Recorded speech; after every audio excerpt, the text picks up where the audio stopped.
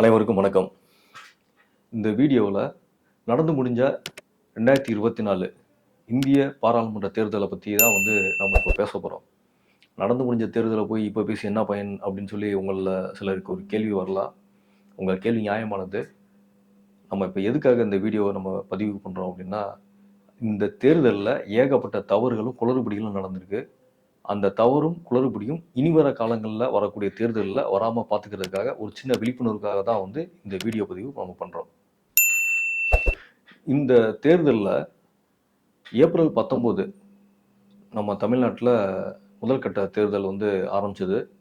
அன்னைக்கு சாயங்காலம் மாநில தலைமை தேர்தல் அதிகாரி திரு சத்யபிரதாப் சாஹூ ஒரு ஸ்டேட்மெண்ட் சொன்னார்.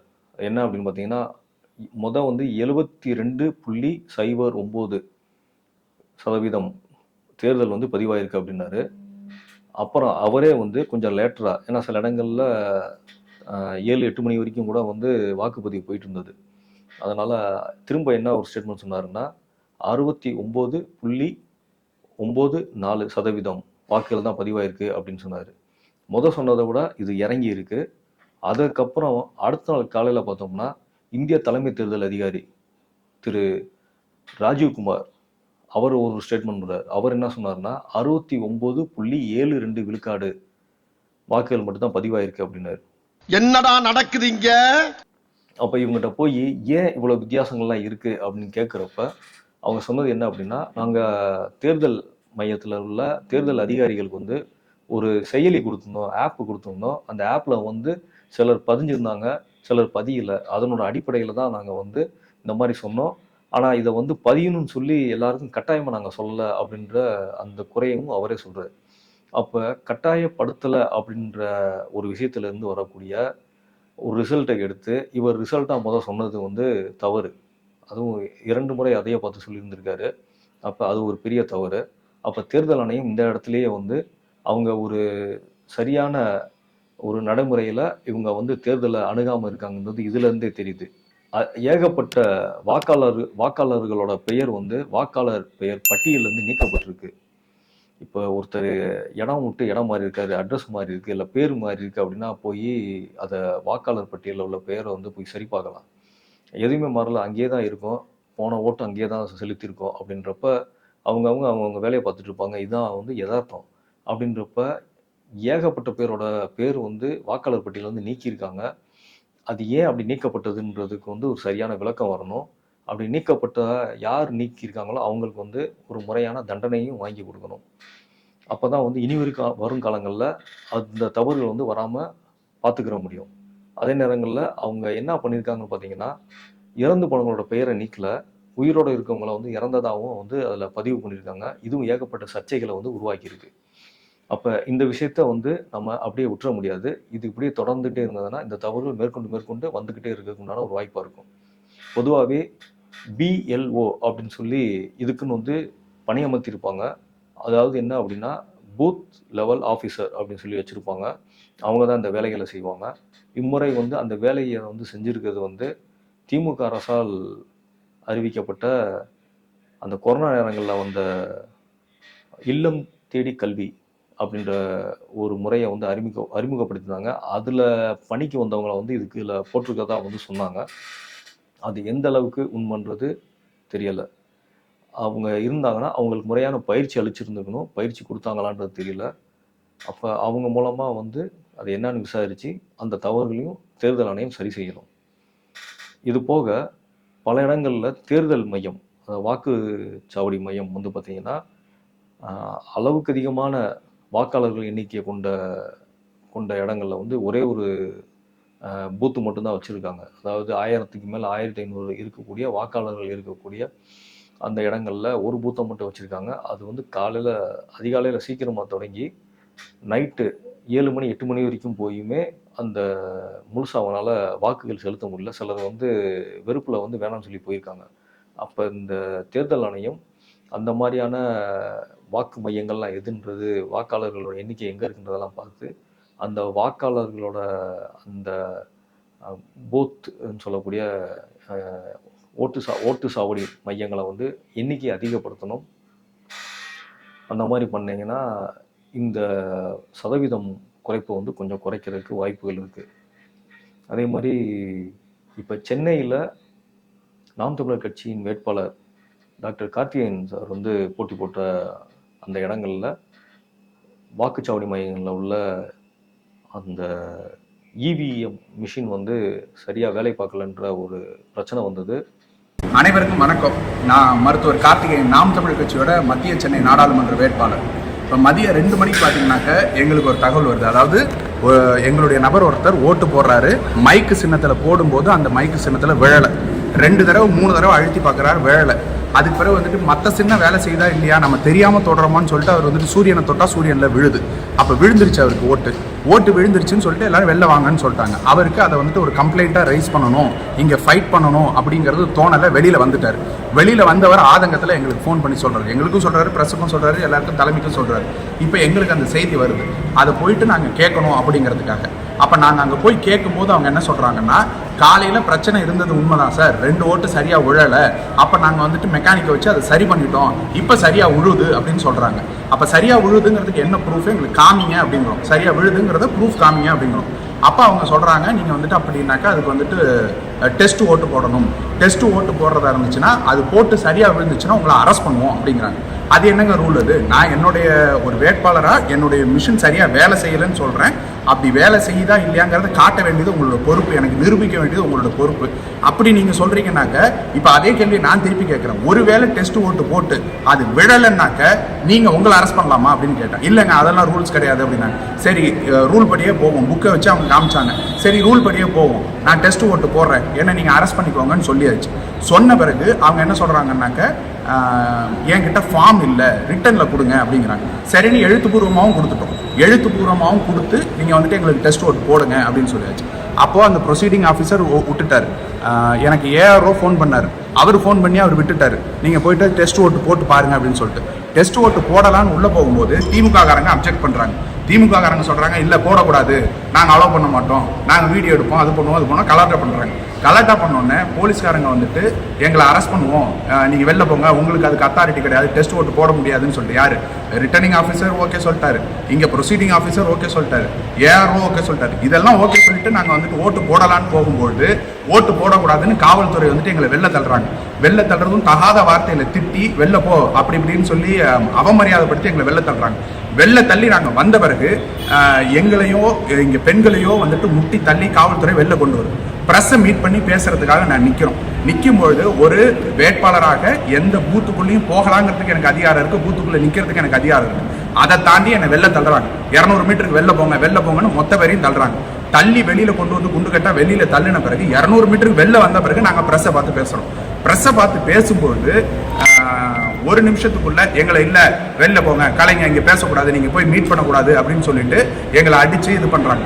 அப்போ நாங்கள் என்ன சொல்கிறோம், இல்லை நாங்கள் இங்கே தான் இருப்போம்னு சொல்லிட்டு உட்காந்துட்டோம். தர்ணா போராட்டம் பண்ண ஆரம்பிக்கிறோம், நாங்கள் இங்கே தான் இருப்போம்னு சொல்லி உட்காந்த உடனே எல்லாரையும் குண்டு கட்டா தூக்குறதும் அடிக்கிறதும் பெண்களை வந்துட்டு தகாத இடங்களில் தொடர்றதும் அது போல் செஞ்சு எங்களை கைது செஞ்சு இங்கே கொண்டு வந்து ஒரு கல்யாண மண்டபத்தில் வச்சுருக்காங்க. இது நியாயமா அப்படிங்கிற கேள்வியை மக்களாகியவங்கள்ட்ட நம்ம முன்வைக்கிறோம். அதை புகாராக தெரிவிக்க போகிறப்ப அங்கே உள்ள காவல்துறை அதிகாரிகள் வந்து அவங்ககிட்ட வன்மையாக நடந்துக்கிட்டதா நான் வந்து மற்ற ஊடகங்களில் நம்ம பார்க்குறோம், தெரிஞ்சுக்கிறோம். அது எந்த அளவுக்கு அப்படின்றத பார்த்து காவல்துறை அதிகாரிகள் மீது குற்றம் இருந்துச்சுன்னா தேர்தல் ஆணையம் அவங்களையும் வன்மையாக கண்டிக்கணும். அப்போ தான் இந்த தவறு வந்து அடுத்த முறை வரக்கூடிய தேர்தலில் வராது. அதே நேரம் மக்கள் பல இடங்களில் வந்து இப்போ இருக்கிற ஆட்சியர்கள்னாலையும் சரி, இதுக்கு முன்னாடி ஆட்சி செஞ்சவங்களாலையும் வந்து ஏகப்பட்ட அதிருப்திக்கு உள்ளாயிருக்காங்க. அதனால் வந்து வாக்கு செலுத்தவே அவங்க பல பேர் வரல. வேங்கை வயல் உட்பட ஒரு 25 கிராமம் வந்து இந்த தேர்தலை புறக்கணிச்சிருக்காங்க. அப்போ அவங்க புறக்கணிக்கிற காரணம் என்ன அப்படின்னா, தேர்தல் நேரங்களில் அந்த கட்சிகள் சொல்லக்கூடிய பொய்யான பிரச்சாரம் வாக்குகள்னால மக்கள் ஏமாற்றத்தை சந்திக்கிறதுனால இந்த மாதிரியான வாக்கு சதவீதம் வந்து குறைகிறதுக்கு இது ஒரு பெரிய காரணமாக இருக்குது. இந்த தேர்தல் ஆணையம் வேட்பாளர்களை அவங்களோட பத்திரங்களை படித்து பார்த்து அவங்களோட கையெழுத்து சரியாக இருக்கா, அவங்க கொடுத்த டீட்டெயில்ஸ்லாம் சரியாக இருக்கா, அவங்களோட சொத்து எவ்வளோ இருக்குது, அசையும் சொத்து என்ன, அசையா சொத்து என்ன அப்படின்னு, தங்கம் எவ்வளோ வச்சிங்க, ரொக்க பணம் எவ்வளோ வச்சுருக்கீங்க, இவ்வளோ டீட்டெயில் கேட்டு வாங்கக்கூடிய இந்த தேர்தல் ஆணையம், அதே மாதிரி வளர்ந்து வர ஒரு கட்சியோட சின்னத்தை பிடுங்கி புதுசாக வர ஒரு கட்சிக்கு கொடுத்து அதுக்கு ரூல்ஸ் அண்ட் ரெகுலேஷன் பேசக்கூடிய இந்த தேர்தல் ஆணையம், வேட்பாளர்கள் கொடுக்கக்கூடிய வாக்குறுதிகள் உண்மைதானா, அது நிறைவேற்றும் அளவுக்கு இருக்கா அப்படின்ற அதோட உண்மைத்தன்மை என்ன அப்படின்றத தேர்தல் ஆணையம் வந்து உறுதி செய்யணும்.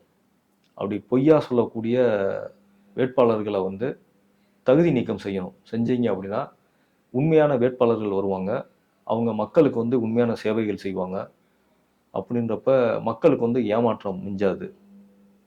இப்போ எங்கேயாவது சில இடங்கள்ல நம்ம பார்க்குறோம், ஃபைனான்ஸ் கம்பெனியில் வந்து நீங்கள் 1 லட்ச ரூபா கொடுத்தா 2-3 மாதங்களில் 2 மடங்கு 3 மடங்கு உங்களுக்கு திரும்ப தரோன்னு சொல்கிறாங்க. அப்படின்றப்ப அந்த சம்மந்தப்பட்ட காவல்துறையோ இல்லை நீதிமன்றமோ தானாகவே போய் அந்த வழக்கை முன் வந்து எடுத்து அதை நடத்துகிறாங்க. அதோட உண்மைத்தன்மை என்ன அப்படின்றத வெளியில் கொண்டு வராங்க. அந்த மாதிரி தேர்தல் ஆணையமும் வாக்காளர்கள் வந்து சொல்லக்கூடிய அந்த சொல் வந்து எந்த அளவுக்கு உண்மையாக இருக்குது, அது நடக்குமா, நடத்துவதற்குண்டான சாத்தியக்கூறு இருக்கா, இதனால வந்து மக்களுக்கு மாநிலத்துக்கும் மேற்கொண்டு நிதி சுமை வருமா அப்படின்றதெல்லாம் வந்து ஆராய்ச்சி பண்ணி அதை வந்து அவங்களுக்கு வந்து இந்த தேர்தலில் போட்டியிடுறதுக்கு அனுமதி கொடுக்கணும். அதே நேரம் மக்கள் அனைவரும் பெருசாக எதிர்பார்க்கக்கூடிய நம்பக்கூடிய நீதிமன்றமும் இந்த வேட்பாளர்கள் சொல்லக்கூடிய அந்த பிரச்சாரத்தில் சொல்லக்கூடிய பிரச்சாரம் உண்மை தன்மையோடு இருக்கா பொய்யா இருக்கா அப்படின்றத பார்த்து அவங்ககிட்ட அந்த கேள்வியெல்லாம் கேட்கணும். இப்போ உதாரணத்துக்கு ஏற்கனவே தமிழ்நாடு அரசில் இருக்க போக்குவரத்து துறை வந்து ரொம்ப நட்டத்தில் தான் இயங்கிக்கிட்டு இருக்கு. பல கோடி ரூபா நட்டத்தில் இயங்கிட்டு இருக்கு. சென்னையில் சில மாதங்களுக்கு முன் பஸ் சீட்டில் உட்கார்ந்திருந்த ஒரு பெண் பஸ்ஸில் இருந்த ஓட்டை வழியாக சாலையில் விழுந்தார். அது எப்படிங்க ஓடியும்? நீங்க பார்க்கும்போது செக் பண்ண மாட்டீங்க வண்டி எந்த கண்டிஷன்ல இருக்குன்னு? எப்படி செக் பண்ண முடியும்? சொல்லுங்க. மூலையில நீங்க வண்டி அடிக்கிறதுக்கு முன்னாடி செக் பண்ணீங்களா இல்லையா? சொல்லுங்க. ஒரு வாரத்துக்கு முன் ராஜபாளையத்தில் அரசு பஸ்ஸின் பின்புற படிக்கட்டு அப்படியே கழன்று ரோட்டில் விழுந்தது.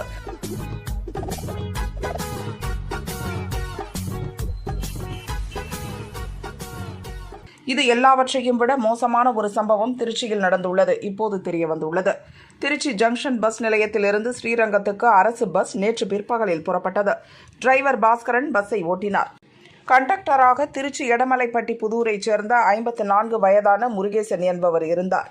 பஸ்ஸில் பயணிகள் அதிகம் இல்லை. கடைசியில் இருந்து வலதுபுறத்தில் உள்ள 3வது இருக்கையில் கண்டக்டர் முருகேசன் உட்கார்ந்திருந்தார். பஸ் ஜங்ஷன் அருகே கலையரங்கம் தியேட்டரை கடந்து சென்று வலதுபுறம் திரும்பியது. அப்போது கண்டக்டர் முருகேசன் உட்கார்ந்திருந்த இருக்கை திடீரென அப்படியே பெயர்ந்து படிக்கட்டு வழியாக ரோட்டில் வந்து விழுந்தது. கண்டக்டர் முருகேசனும் சீட்டோடு வந்து விழுந்தார். இதை பார்த்த பயணிகள் அலறினர். டிரைவர் பஸ்ஸை நிறுத்தினார். ரோட்டில் விழுந்ததில் முருகேசனுக்கு தலையில் காயம் ஏற்பட்டது. அவரை உடனடியாக ஆம்புலன்ஸில் மருத்துவமனைக்கு அனுப்பி வைத்தனர். காயம் பெரிய அளவில் இல்லை. டாக்டர்கள் சிகிச்சை அளிக்கின்றனர். இதனிடையே பஸ்ஸில் இருந்த பயணிகள் பின்னால் வந்த இன்னொரு பஸ்ஸில் ஏற்றி அனுப்பி வைக்கப்பட்டனர். ரோட்டில் கிடந்த இருக்கையை பயணிகள் உதவியுடன் பஸ்ஸில் தூக்கி போட்டுக்கொண்டு டிரைவர் பஸ்ஸை பணிமனைக்கு ஓட்டிச் சென்றார். கண்டக்டர் ரோட்டில் வந்து விழுந்த நேரத்தில் பின்னால் பஸ், லாரி என எந்த வாகனமும் வரவில்லை. வந்திருந்தால் கண்டக்டரின் நிலைமை மிக மோசமாகி இருக்கும் என பயணிகள் அச்சத்துடன் கூறினர். கண்டக்டர் உட்கார்ந்திருந்த இருக்கையின் நட்டு போல்ட்டுகள் ஏற்கனவே கழன்றிருந்தன. அதை பணிமனை பராமரிப்பு ஊழியர்கள் கவனிக்காமல் விட்டுள்ளனர். இருக்கையுடன் கண்டக்டர் ரோட்டில் வந்து விழ இதுதான் காரணம் என திருச்சி பணிமனை வட்டாரங்கள் கூறின. அரசு பஸ்ஸின் சீட்டே கழன்று சாலையில் விழுந்த சம்பவம் பயணிகள் மத்தியில் பீதியை ஏற்படுத்தியுள்ளது. பெரும்பாலான அரசு பஸ்கள் இப்படித்தான் ஓட்டை உடைசலாக இருக்கின்றன. என்ன நடக்குமோ என அச்சத்துடனே பயணிக்க வேண்டியுள்ளது என பயணிகள் கூறினர். அரசு பஸ் இருக்கை ரோட்டில் கிடக்கும் போட்டோவை சமூக வலைதளங்களில் ஷேர் செய்து தமிழக அரசை மக்கள் கலாய்க்கின்றனர். அப்படின்றப்ப இப்ப இருக்க திராவிட மாடல் அரசு அந்த போக்குவரத்து துறையில வந்து பெண்களுக்கு இலவச டிக்கெட் அப்படின்னு சொல்லி கொண்டு வந்திருக்காங்க. அதே மாதிரி பெண்களுக்கு வந்து 1000 ரூபாய் மாதம் இலவசமாக கொடுக்குறோன்னு இருக்காங்க. கல்லூரி செல்லும் பெண்களுக்கும் 1000 ரூபாய் கொடுக்குறோன்னு இருக்காங்க. இப்போ இந்த நிதியெல்லாம் வந்து அவங்க எங்கேருந்து கொண்டு வராங்க அப்படின்ற உண்மைத்தன்மையை வந்து வெளிப்படையாக கொண்டு வரணும். அப்படி கொண்டு வரும் பட்சத்தில் அந்த மக்கள் மீது செலுத்தக்கூடிய வரி சுமை வந்து குறையும். அப்போ உண்மையான ஆட்சி வந்து மலரும். மக்களுக்கு ஜனநாயகத்தின் மீது ஒரு நம்பிக்கை ஏற்படும். அப்படி பொய்யா பிரச்சாரம் சொல்கிறவங்கள வந்து தகுதி நீக்கம் பண்ணணும். அதே நேரங்களில் தேர்தல் நேரங்களில் சில கட்சிகள் அங்கே இங்கேன்னு சொல்லி வாக்காளர்களுக்கு பணம் கொடுக்குறாங்க. அந்த பணத்தையும் வந்து கொடுக்கக்கூடாது அப்படின்னு சொல்கிறது மட்டும் இல்லாமல் அந்த பணம் கொடுக்கக்கூடிய நபரை கைது செஞ்சு அவருக்கு கடுங்காவல் தண்டனை வாங்கி கொடுக்கணும்.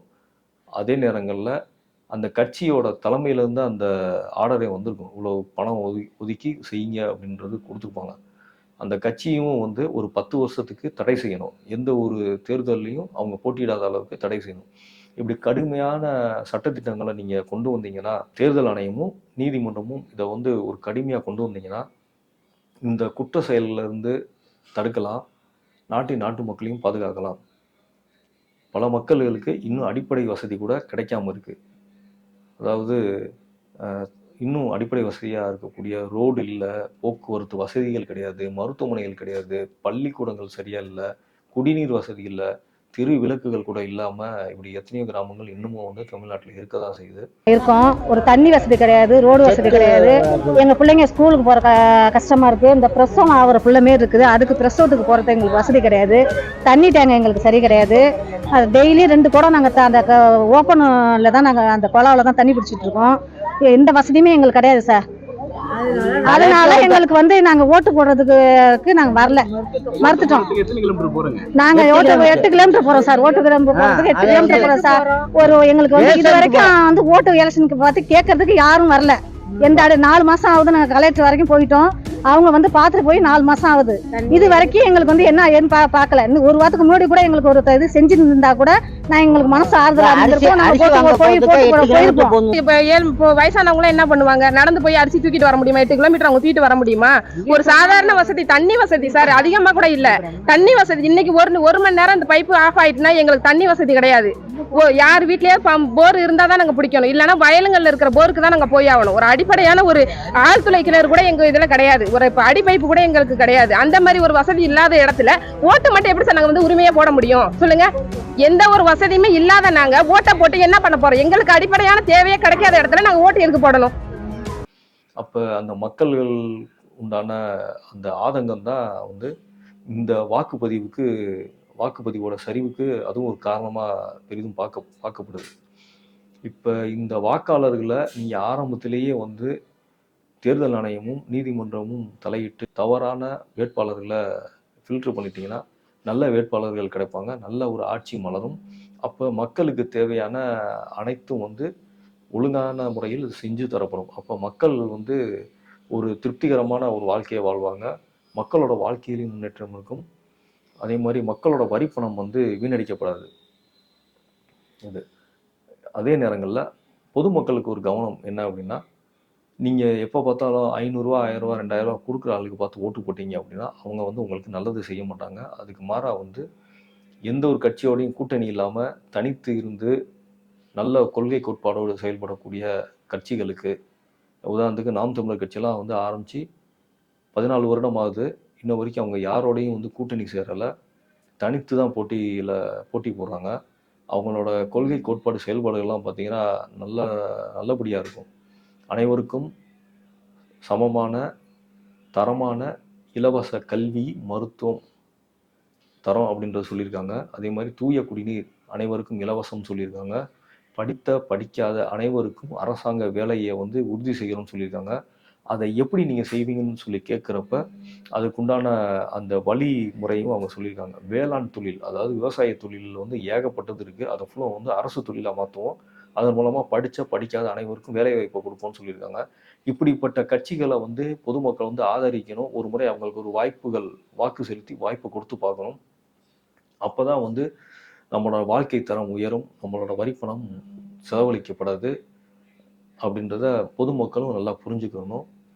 அப்படின்றப்ப நீங்களும் ஏமாற்றம் அடைய மாட்டீங்க. அடுத்த முறை வாக்கு செலுத்தணும்னா சந்தோஷமாக வந்து வாக்குகளை செலுத்துவீங்க. அதே மாதிரி இந்த கட்சிகளில் இருந்து போட்டியிடக்கூடிய வேட்பாளர்களுக்கு ஒரு வேண்டுகோள், நீங்கள் மக்களோட வரி பணத்தை சம்பளமாக வாங்குறீங்க. உங்களுடைய சம்பளம் எதுவும் வந்து குறைவுலாம் கிடையாது. எம்எல்ஏவாக இருந்தாலும் நல்ல சம்பளம் வாங்குறீங்க, எம்பி இருந்தாலும் அளவுக்கு அதிகமான சம்பளம் வாங்குறீங்க. உங்கள் 2 பேருக்குமே ஏகப்பட்ட சலுகைகள் இருக்குது. அந்த சலுகையும் அனுபவிக்கிறீங்க. பண்ணிட்டு மக்களுக்கு செய்ய வேண்டிய விஷயங்களை எதையும், உங்கள் தொகுதிக்கு செய்ய வேண்டிய விஷயங்கள் எதையும் முறையாக செய்ய மாட்டீங்க. அங்கே 2 இங்கே 2 பேருக்கு செஞ்சுட்டு அந்த பணத்தை என்ன பண்ணுறீங்கன்றது நீங்களே பார்த்துக்குங்க. தெரியும், எல்லாருக்குமே தெரியும் என்ன பண்ணுறீங்கன்றத. அந்த தவறுகளை செய்யாதீங்க. செய்யாமல் இருந்தீங்கன்னா மக்கள் உங்கள் மேலே அதிருப்திக்கு உள்ளாக மாட்டாங்க. மேற்கொண்டு உங்களுக்கு வாக்குகளை செலுத்தி உங்களை வெல்ல வைப்பாங்க. அதே மாதிரி நாடு நல்ல ஒரு வளர்ச்சி திட்டத்தை நோக்கி போகும். மக்களும் சந்தோஷமாக இருப்பாங்க. இனிவரும் காலங்களில் இந்த தவறுகள் எதுவும் நடக்காமல் இந்த சமுதாயத்தோட பொறுப்பில் இருக்கிற அனைவரும், வாக்காளராக இருக்கக்கூடிய பொதுமக்கள், வேட்பாளராக இருக்கக்கூடியவங்க, கட்சியை சார்ந்தவங்க, அதே மாதிரி இந்த தேர்தல் ஆணையம் அனைவராலும் பெரிதும் மதிக்கக்கூடிய, பாராட்டக்கூடிய, நம்பிக்கைக்குரிய நீதிமன்றமும் இணைந்து இந்த செயல்களை இன்னும் நல்லபடியாக செஞ்சோம் அப்படின்னா, இனி வர காலங்களில் உள்ள தேர்தல்களில் 100% அந்த தேர்தல் வாக்குகளை நம்ம பெறாட்டினாலும் முடிந்தவரை ஒரு 80, 85, 90 விழுக்காடு வாக்குகளை நம்ம பெறுவதற்கு உண்டான வாய்ப்புகள் இருக்குது. நன்றி, வணக்கம்.